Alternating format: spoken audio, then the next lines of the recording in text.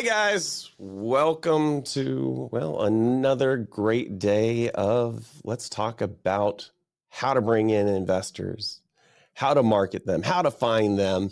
And actually today we're taking a very unique twist, saying to some extent away from those classic digital marketing funnels, because there are so many different ways, greater ways to really entice and engage with people.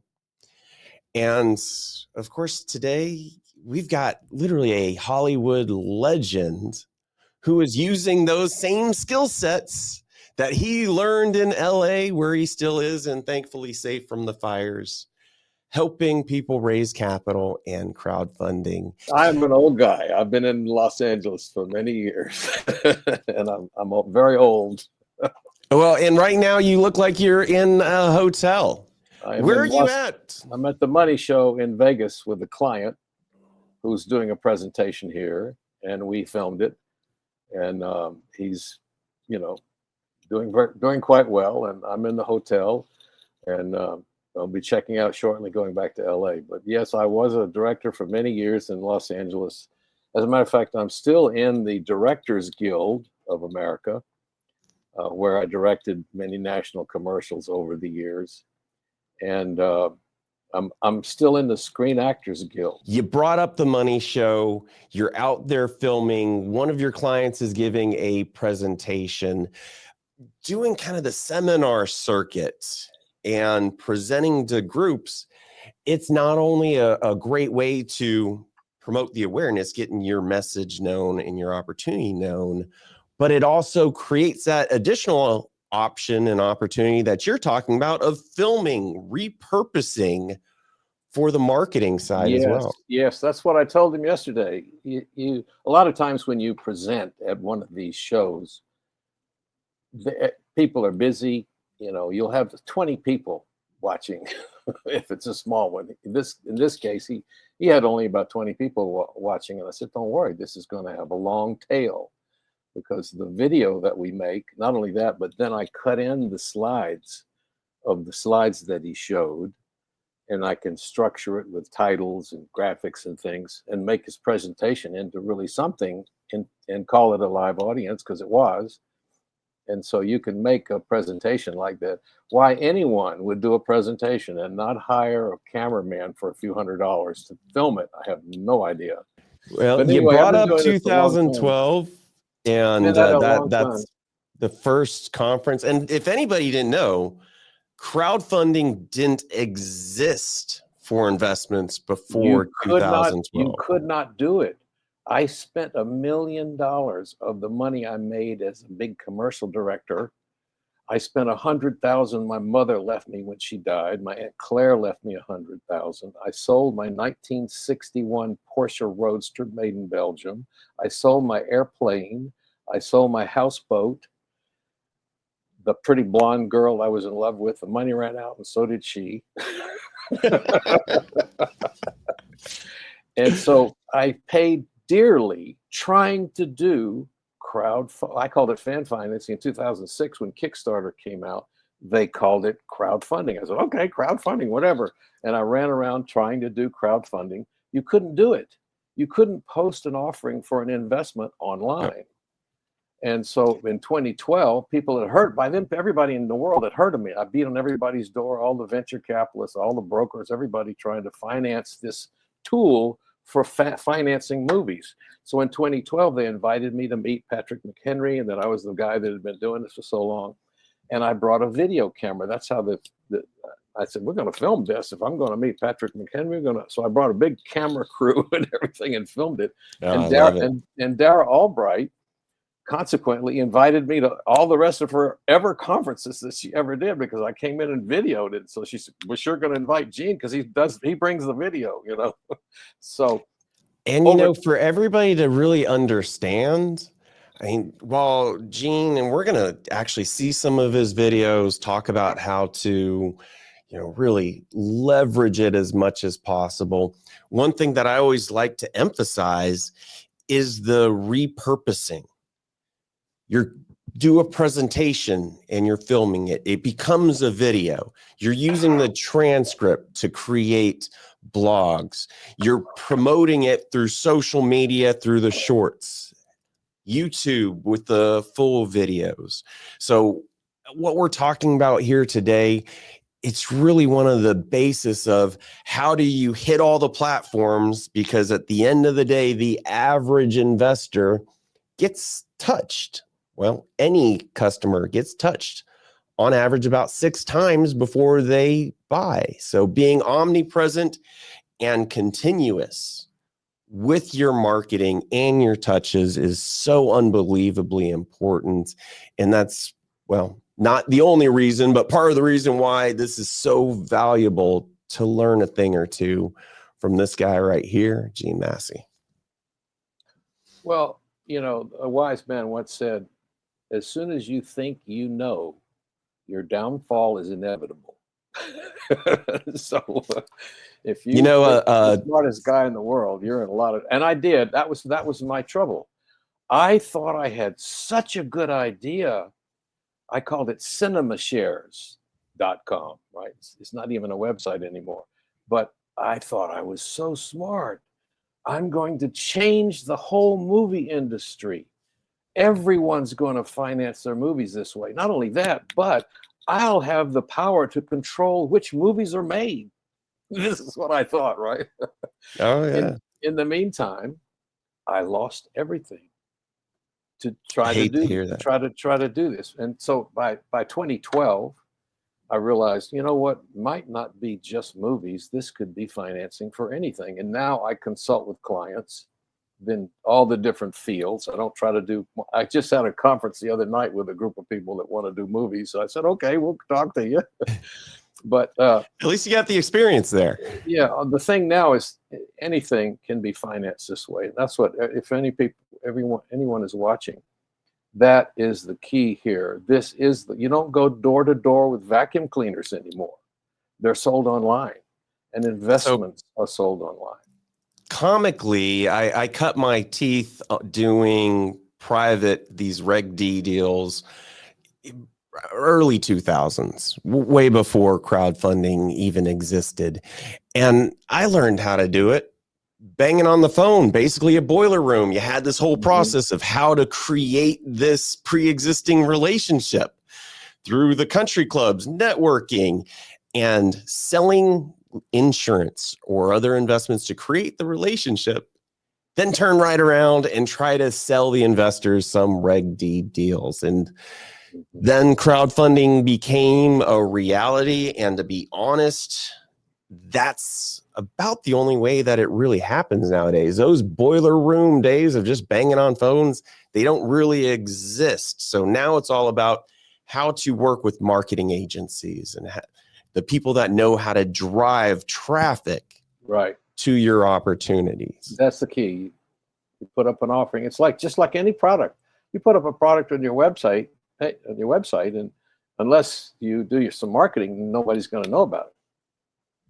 You know? Well, and let's kind of get into it. I mean, we're using marketing that's so unbelievably broad.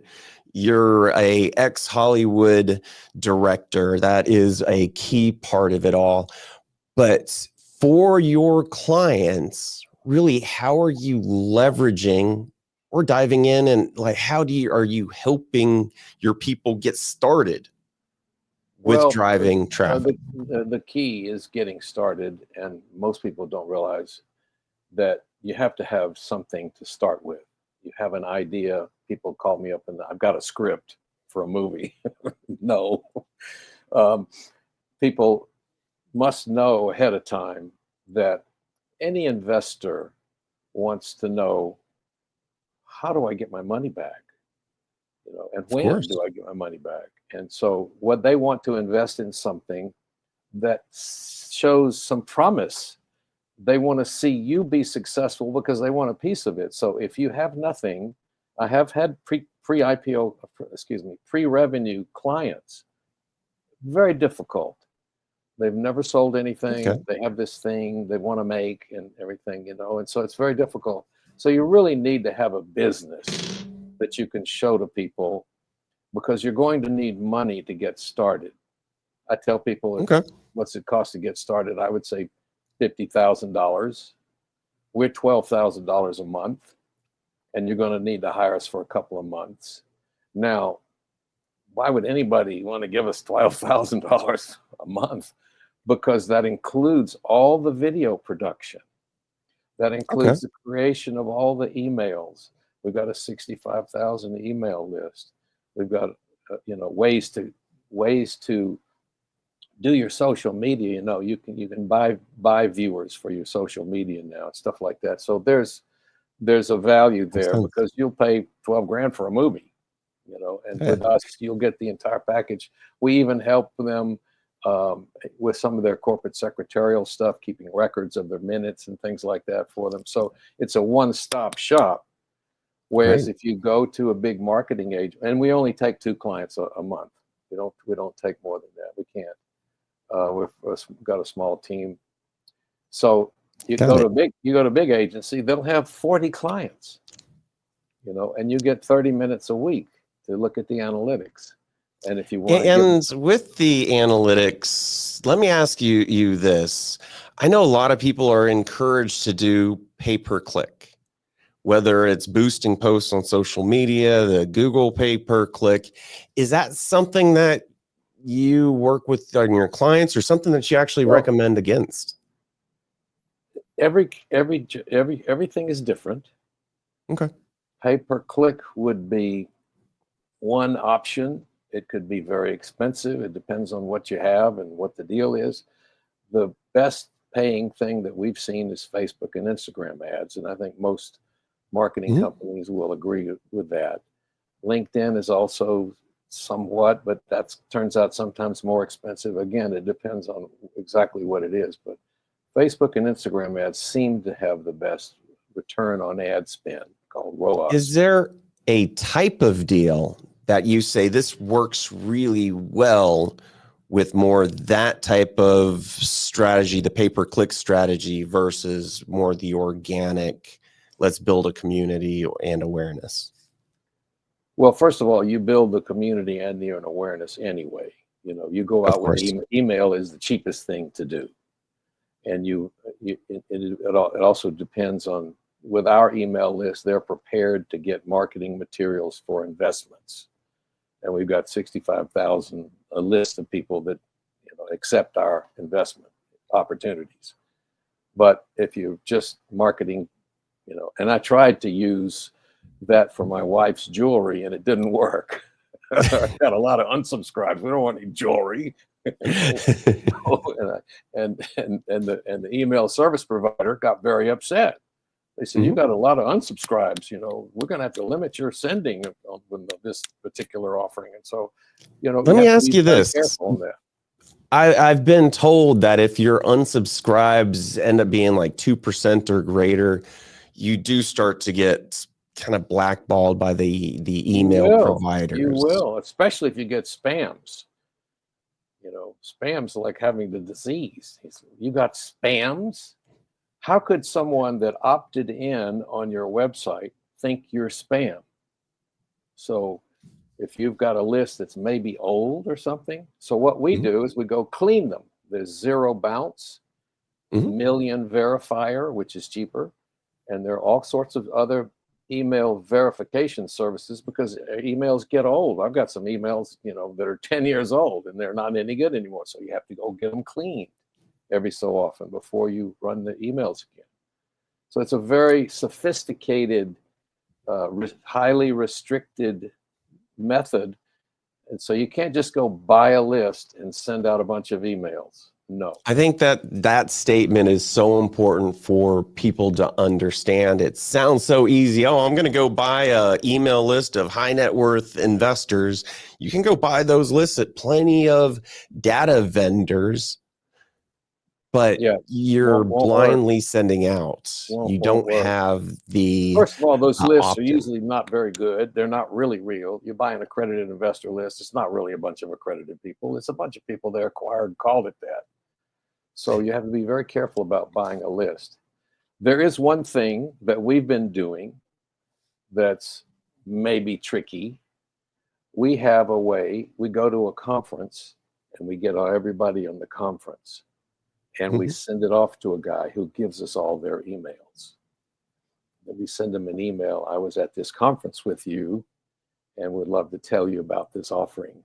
You know, and you can see their names. They're, oh, this private equity guy, family office guy. And so you go to a conference and you get a list, and then you pay someone to turn that list into emails. And that's probably better than buying a list somewhere. You know, it's probably not 100% legal because they haven't really opted in, but you were at the conference with them and you can say that and you can send them an email. So that's probably Are one way. you allowed to send one email asking people to opt in, or if they haven't opt in, it's just a blanket email no? You're supposed to have them log into your site and give you permission before you send them anything. Now, if you met a Okay. guy at a business meeting and he gave you his card and you're just sending him an email, I think you're fine. Maybe not in Europe with that GDPR or whatever they call it. In Europe, they're very, very restricted. But I think in the US, if you meet somebody and you want to send them an email, or you collected a bunch of cards at a conference, that's one way to be able to get some people, you know. But if you don't have that, then go with somebody that has a list that's legitimate and that markets your offering Makes for sense. you. So that's one thing that I would recommend. And then it's a question of, what are you sending? I think Mhm. you've got an email there of a humorous email that we wrote, and it was Yeah, actually an let me email for pull this. tooting our own horn, because we've won a lot of awards. And this particular email we made it funny, me holding some of my awards. And I made a joke, said my wife said I should stop bringing all these things to client meetings. Not necessary. And so you make something funny out of it. And that's the key to making an email. If it's funny, you're not likely to get spammed. You're not likely to get unsubscribed because it was entertaining. So everything that we do, videos, emails, whatever, we try to make it entertaining. We call the videos advertainment because it's a way to to combine the message with something enjoyable, bury the message in a piece of entertainment. And so Love it. that's what we really try to go for. And so if anybody is interested in actually reading this, diving in, I did throw the link in chat, and I will continue to throw the links in chat as we talk about different subjects and videos. But in this particular case, rather than just say, "Hey, we won our 5th Telly Award," I turned it into something humorous. My wife says to stop taking all these to client meetings. See, and that way it turns it into a joke. But the message is there that this was our 5th Telly Award, and so that's what you can do to make it palatable to people. If you're selling a lawnmower, a new type of electric lawnmower or something, you can make something entertaining about it. And there's another talking about this advertainment again. Mhm. I'd love to show that one with Casablanca. Yeah, Now, absolutely. Let me this pull is this up. this particular spot was made before Well, you let's, started. Let me tell you about it yeah, before you started. you got it. This was a commercial designed to run in movie theaters. And it was for the Long Beach Press Telegram classified section. Okay. And now in movie theaters, people they don't want to see a commercial. So there was a big upset at one point when they started running commercials in front of movies. So what do you mean? I've just paid money. I don't want to watch a commercial like I do on television. So they came to us and they said, what can we do? So we came up with this idea of using Humphrey Bogart advertising a classified section of the paper. So now you can run it. It's 3 a.m. in Casablanca. Yeah, What time great. is Long Beach? I've all the gin joints in all the towns all over the world. She has to come to mine. Oh, Mr. Rick, you know why she's coming to see you. It's because of this classified ad you took out in the Independent Press Telegram. Sure, Sam, but she could have bought a car, or looked for a dog, or gone to a garage sale, but no. Of all the classified ads and all the independent press telegrams, she has to read mine. Oh, Mr. Rick, let's go home. No, Sam. I'm waiting for a lady. I thought I told you never to play that. I've come to. You don't have to say it, sweetheart. I can see it in your eyes. I must tell you, I'm going to buy your piano. Sam, you can say it for her, you can say it for me. Say it again, Sam. Independent Press Telegram. Classified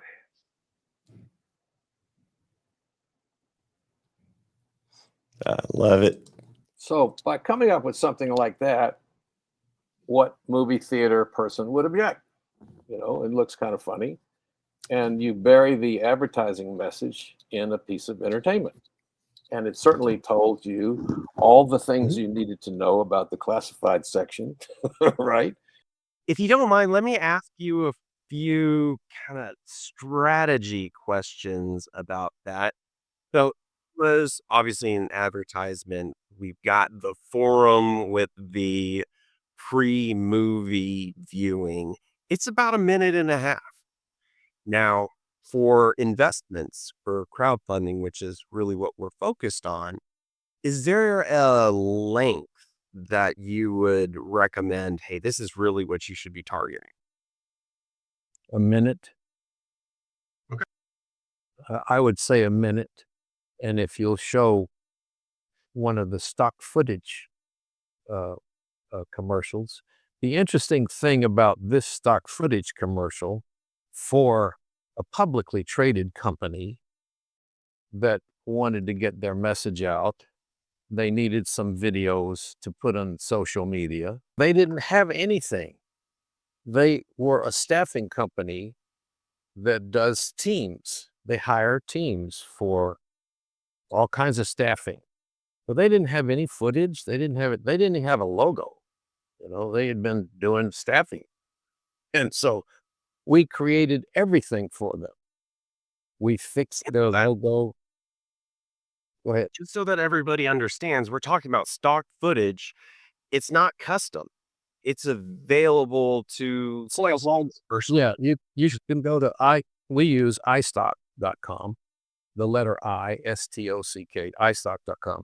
You can go in there and you can type in anything you can think of.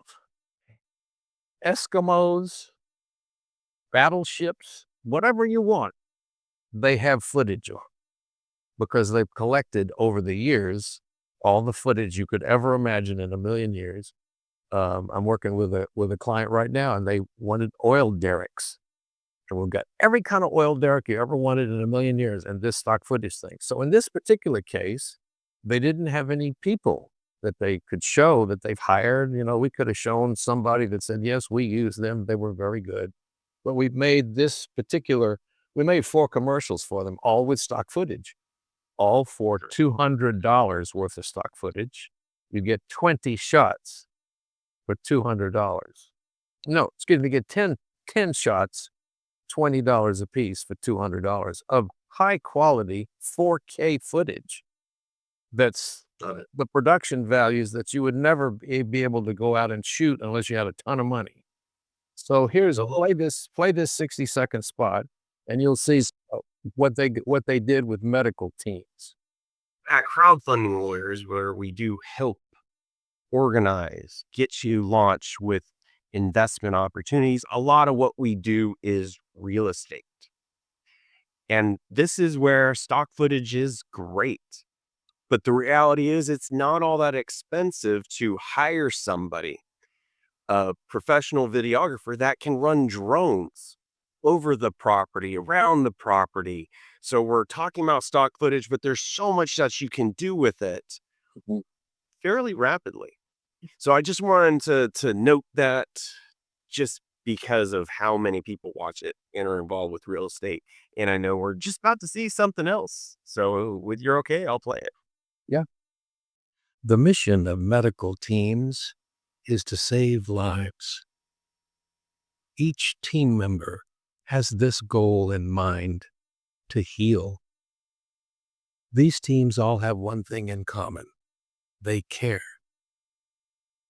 They use technology in marvelous new ways to serve. At Futurus, we are a staffing company that builds great teams, and we search the world to find them. We grow by acquiring more staffing and technology companies, like Insigma and Help HR, our new medical staffing companies. And we've grown 300% in the last year. Futurus will continue to grow. We are the future of human capital management. You are welcome to invest in us and share in our success.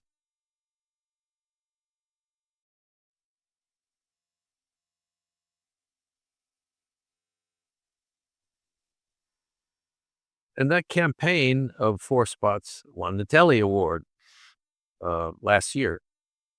And so they didn't have anything. And we created that out of thin air, for them. And it and made it into an investment opportunity. And yet you're moved by the footage of doctors helping and things like that. They're a staffing company. And again, stock footage that you can go out and buy. You just need a great director and editor that can see the vision and be able to create it. We do have a question for you. What are your thoughts on AI videos and leveraging AI editing platforms? That's a very topical question. And I had an AI thing that I was going to show that we used AI, where we made a client that was old look young. He brought a young picture of himself, and I said, you know what? And I took that young picture, they can make it lip sync and everything, and he recorded a voice. This is how much you can use it. He recorded a voice. He just gave me a sample of his voice, and then I wrote some copy, and AI put that copy into his younger picture. So to answer your question, absolutely. You can do all sorts of things like that with AI now. And we've done it. As a matter of fact, I learned all about it because he was an AI company. And so I learned all about AI and got all these different things gathered. I learned a lot about every different company. Right now I'm learning about the oil and gas business, and so you learn whatever it is, you learn about it, and then you try to apply it. I'm sort of like a musician. You give me the music and I'll play. And of course, a musician depends on the talent of the musician, how the music comes out. You can take that music and give it to several different people and you get several different results. So you give me your idea, and then we turn that idea into a concept that helps to describe the company and sell the investment opportunities. Usually, because people are investing in a company's investment opportunity, the company description is every bit as important as the financials of the thing, because they want the company has to grow. That's what's going to make the investment good. If it's the company making the investment, just the money is by itself it's not standalone. It has to be a company with the investment opportunity. So by selling it, Want to know how good AI really is? Gene's my age. He just wanted to look more experienced. So this is actually all AI, isn't it? yes, I'm actually 94.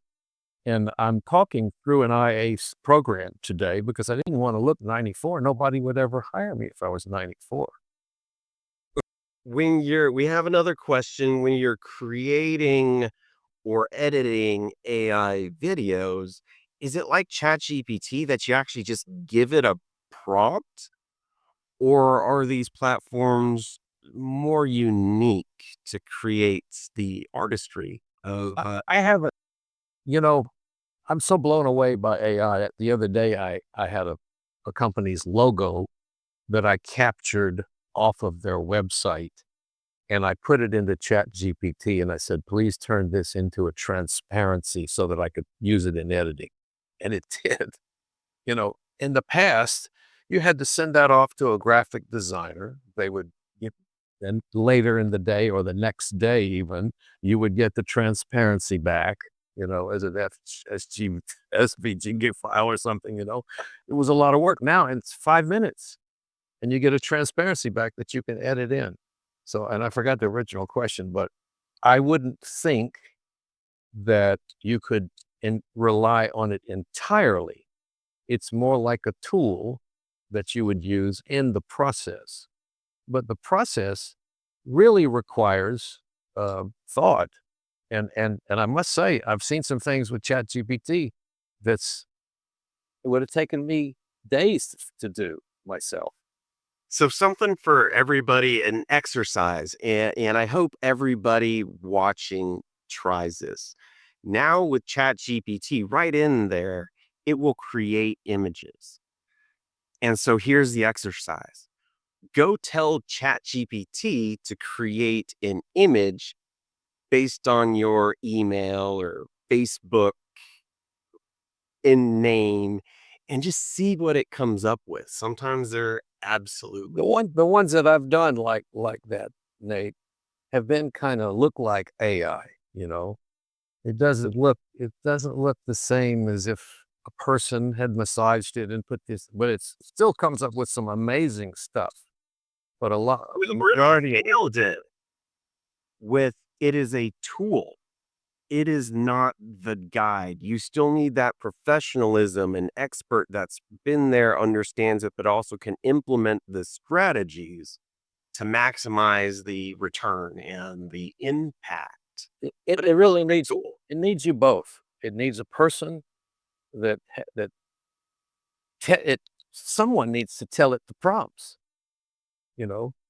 What prompts does it need? And so you need a person and ChatGPT, I think. Maybe it can do it all on its own, but somebody's got to tell it the prompts, and how you feed the prompts to it depends on what you get. So if you are very clever and you know exactly what you're looking for, and it'll deliver something that's definitely worthwhile to you. But I think you need a person to give it, if nothing else, to give it the prompts that you need. Let me ask you something about what you brought up recently or just a few minutes ago. And it's about the awareness and community and how that's kind of a precursor before you're out there and asking for an investment. Can you speak a little bit to the process and best practices of really creating that community and connection? Well, you're going to need help with that, because you're going to need to go to a club, an organization, an influencer, someone that has a following of a group of people, if you don't have that yourself. Mm. Now, some companies already have that. They've got a long list of customers and they go out.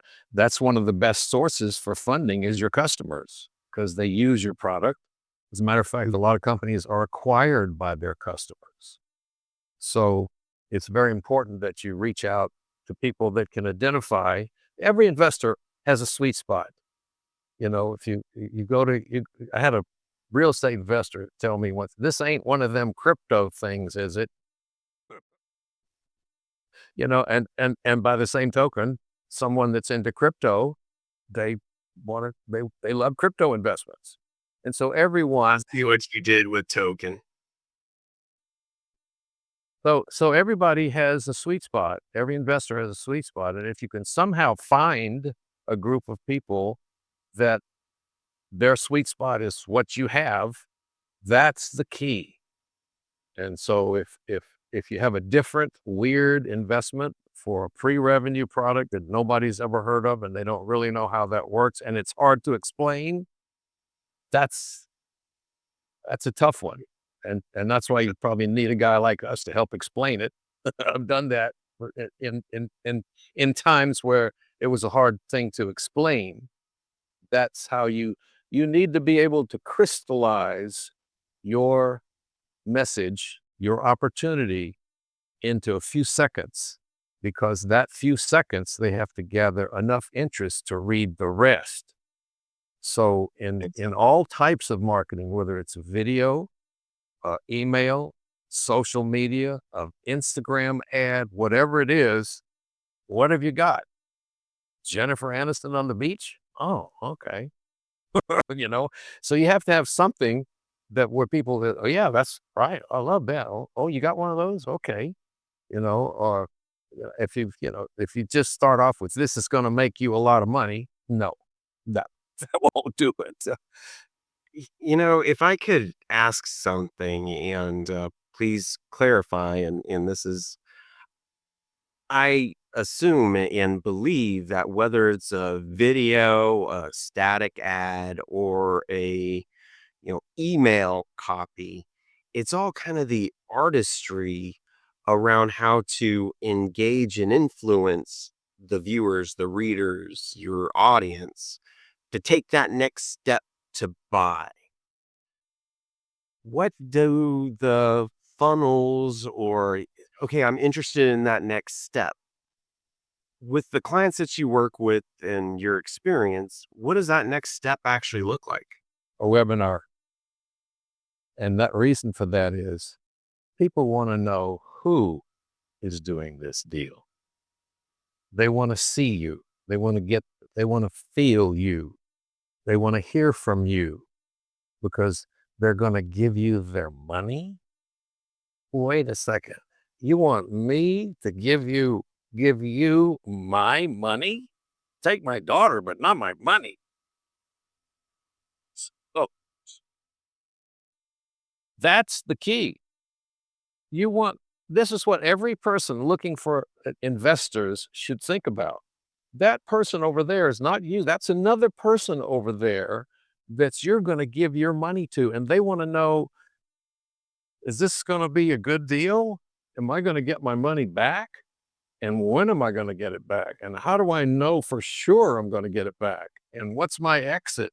I mean, all of these questions you can best answer in a webinar. Well, in order to get them to watch the webinar, how are you going to do that? You have to have them excited enough to go to the webinar for a close. And they're not going to write a check on a Zoom call. You're going to have that, get to know them, and you're going to have more than one contact with a person for them to Or pre-recorded or a mix of both. Everything you can possibly do.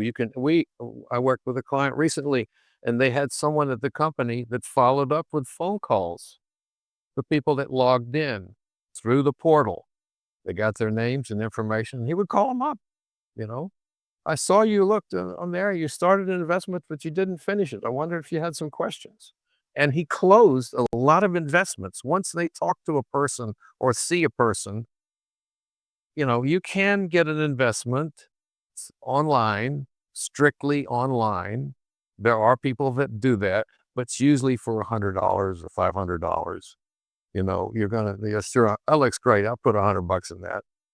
And a lot of times they're not viable exits. I have clients in the past, they didn't really have a plan for an exit. And I tell everybody now, people want to know how they're going to get their money back. I don't want to take on a client if that's not there. If there's not a good roadmap to some sort of exit, and people, they say, oh, we're going to get acquired and go public. Oh, really? Tell me about that. You want to know more about how the people are going to get their money back. And you just nailed two components of any type of well-designed deal, which is the management and the know, like, and trust factor, which you can only do with that direct communications or webinar communications, as well as that exit. The big question is, when am I going to get my money back? How am I going to get my money back? The third component that we'll talk about another day is that you don't call it safe, but what's the risk of the return? Does it make sense based on the structure? Does it make sense based on the economy, the property, the business idea? So those three things come together to actually entice and incentivize the investors to contribute. But they got to know about what it is first, which is exactly what Gene here is sharing with you, how to kind of hit people from all directions. Let me give you an example, Nate. I have a client recently. They show their revenues. They're growing quarter over quarter. They have a plan to list on NASDAQ, and they've filed for their NASDAQ ticker symbol. Okay. Now, they haven't said when, but they file for their NASDAQ ticker symbol, and they have quarter over quarter growth. And they're in a space where they're in a good business area. So you can look and say, yeah, they're going to go, and they bought their ticker symbol and they're going through the process. So I feel pretty good about investing in this. If I see that, I have to jump out and mention a compliance issue with that because it's come up a few times in the past. I know you can't say one. You can't say we're pre-IPO. You can't say pre-IPO. You go and get the NASDAQ ticker. It's only good for so long. But where the real big issue becomes is, are you really moving forward, or are you just using it as a sales or marketing strategy? A regulator can say, nope, that is incredibly misleading. But also, if you're implying that your exit is that going public, that has plenty of risk and no-nos with that alone as well. So always, There are things and that's another thing that we do because we work with great attorneys like you, is we don't send out an ad before we run it by an attorney. So that's very important. I cannot stress that enough, because you can get in so much trouble if you don't have good counsel like Nate to make sure that the ads that you're sending out are legal. Now, in the case with this client, we're talking to brokers and everything. And I believe you can say, we've had conversations with brokers, and that we filed our ticker symbol, and you can state the facts, I believe, can't you?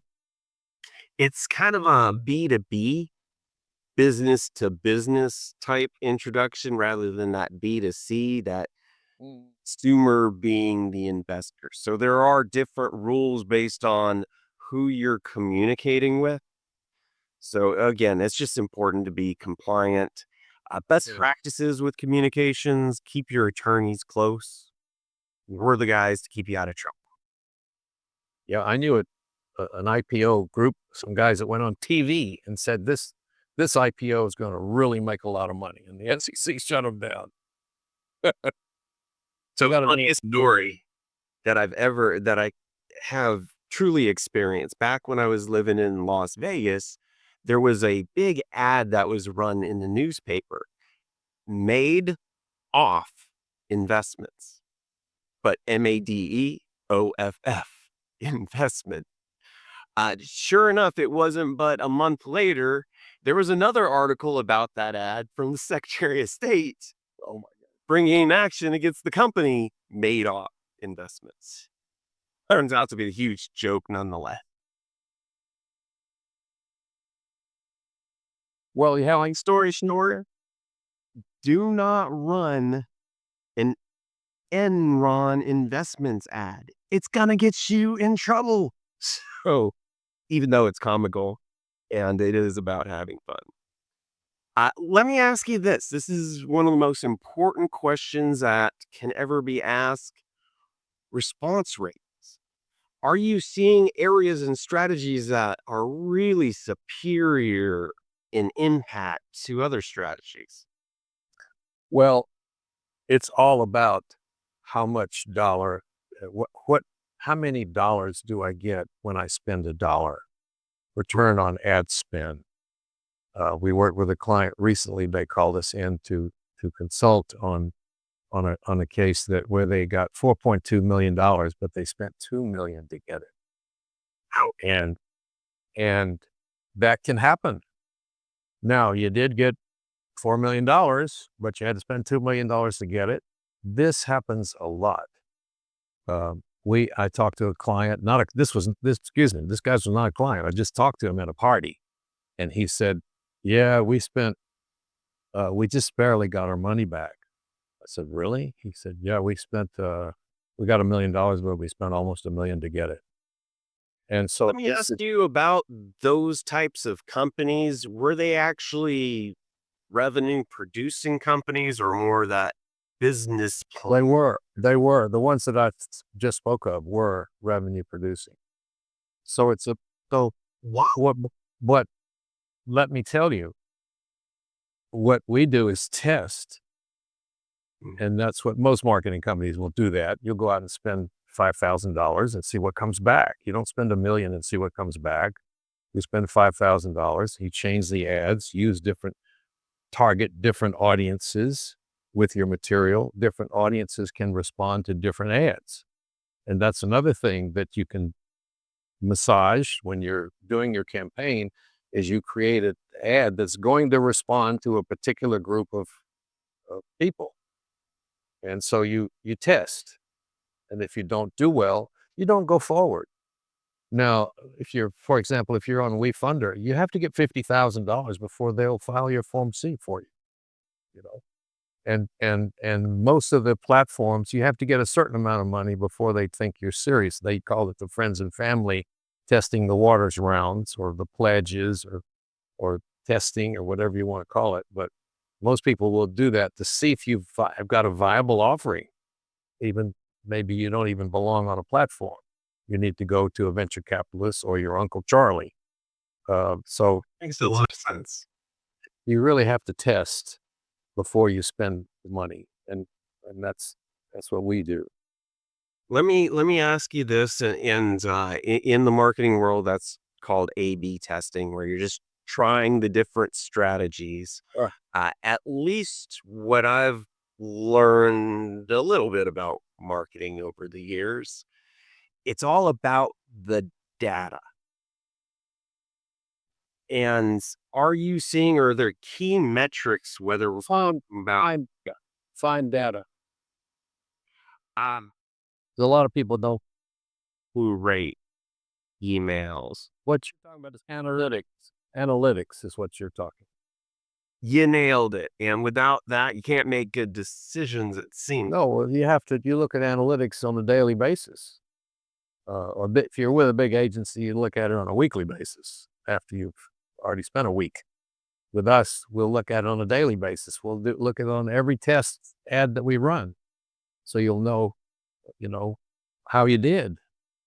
And so the analytics are very sophisticated now. You can tell how many views.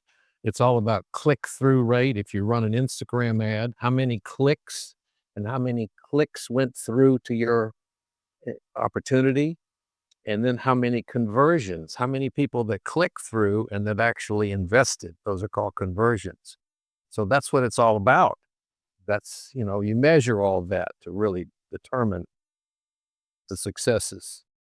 We have another question from Lori. I've been working on a script.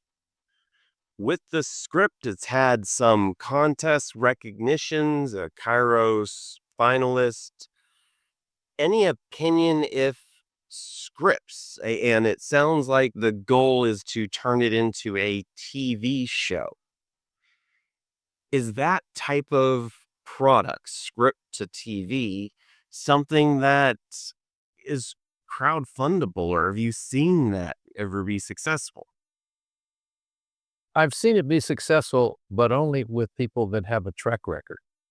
For example, if you go on Republic.com right now, and there's a pressman there's an offering by Pressman of Republic. It's got a couple of $1 million, but he's got a line of Oscars. He's got a line of people that have been in the business for years. He's got a record of award-winning major films that you saw. Oh yeah, I saw that one. And he's doing a development deal where he's looking for money to develop more projects. And so he got $2 million. If you've just got a script and you're not a known name and you don't have any other known names associated with you, you would have to answer the question, how am I going to get my money back? I'm going to give you some money. How do I get it back? If you can answer that question and convince me that I can get my money back from it, oh, you mean a studio might buy your script and we might get our money back? Well, then it needs to be a very high risk thing, you know? So the main question you want to ask is, how do I not lose my money and how do I get my money back? And explain that process of how I get my money back. That's what everybody looking for money, that's what everybody should do. How do I get my money back? And I want to point out something that you just mentioned. If you don't sell the script, it can be 100% law. 100%. Because that goes to that risk factor that I was referencing. If this trigger does not occur, and now there's a risk of losing 100%, that makes it way more difficult to entice investors, get those conversions. And frankly, to get that, sometimes you have to promise some too good to be true type returns that will also get you in the crosshairs of regulators. Yeah, absolutely. Yeah. So lots to think about when you're putting not an easy game. Not an easy game. It works best with companies that are already going and they have revenues and are growing month over month. It works best for those and that have between $30,000 and $50,000 to start, because you've got to hire a lawyer and a community. Well, if you've got 30 to 50,000, you can at least determine whether there's a community that will accept what you have, because you can at least test to see if you have it viable. But most people that don't have any money, it's hard to come up with 50 grand, you know? So you have to be a going company that can afford that, or have a rich Uncle Charlie that'll give you the money to take a shot at your thing. Well, we just have a couple of minutes left, so I definitely want to give you the floor if you have any final words or thoughts for everyone. Well, it's a marvelous tool. It is definitely the future to raise capital. What is disappointing about crowdfunding in general is there are not more exits. And we even did a seminar with the OTC a year or so ago, where we talked about how you could go from a crowdfunding offering to the OTC and at least have some sort of exit. But that's the main issue with crowdfunding is, what's the exit? And if you can explain to people how they're going to get their money back, then that would be what I would recommend that you should go forward with crowdfunding. If you're able to explain how people are going to get their money back, and you explain it well, easily understandable, in a good presentation and in your marketing materials, that's what it's all about. Love it. Well, I'm going to share, the bottom of this email just because, hey, it's got your contact information. We'll throw this media shares and the contact, your email, Gene, right in chat. But anybody that reaches you is email the best. Phone. Yeah. Gene at mediashares.com. Perfect. And I'm always good for a phone call too. If somebody send me an email, you just want to talk to me with some questions. I try to donate my time to people that are at an early stage. Maybe they're not quite ready to go yet, but I like to help people like you do, and I'm always anxious to help people. And even if they don't have the money yet to hire us, we want to talk to help this whole industry if we can. Well, thank you, Gene, for being here today. And thank you, everyone, for your questions and joining. Really appreciate you and try to bring as much value as possible.